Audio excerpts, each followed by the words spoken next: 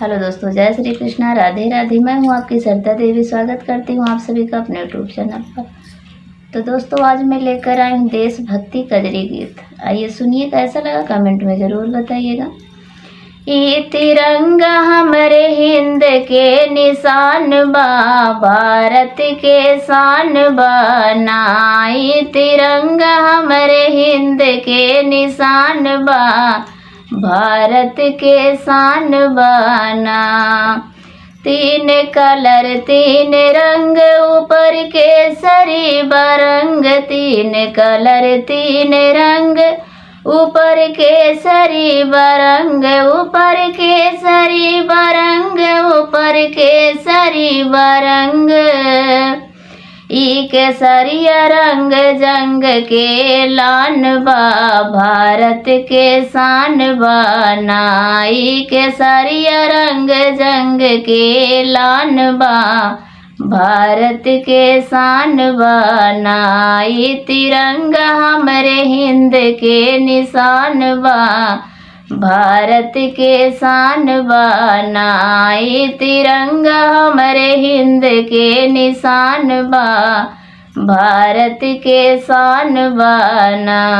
रंग सभेदी लागे नीक हवे, सादगी प्रतीक हवे। सादगी प्रतीक हवे, सादगी प्रतीक। भाईचारा के प्यार पहचान बा, भारत के शान बना। भाईचारा के प्यार पहचान बा, भारत के शान बना। ये तिरंगा हमारे हिंद के निशान बा, भारत के शान बना। ये तिरंगा हमारे देश के निशान बा, भारत के शान बना। चक्र बीच में अनोखा बनल 24 ठी रेखा। चक्र बीच में अनोखा बनल 24 ठी रेखा। 24 घंटा लागे बढ़ई के पलान बा, भारत के शान बना। 24 घंटा लागे बढ़न के पलान बा, भारत के शान बना। ये तिरंगा हमारे हिंद के निशान बा, भारत के शान बना। ये तिरंगा हमारे हिंद के निशान बा, भारत के शान बना।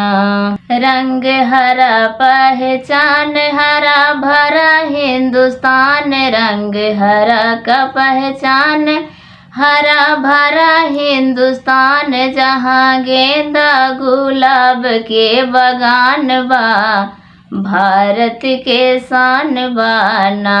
जहाँ गेंदा गुलाब के बगान बा, भारत के शान बना। ये तिरंगा हमारे हिंद के निशान बा, भारत के शान बना। ये तिरंगा हमारे हिंद के निशान बा, भारत के शान बना।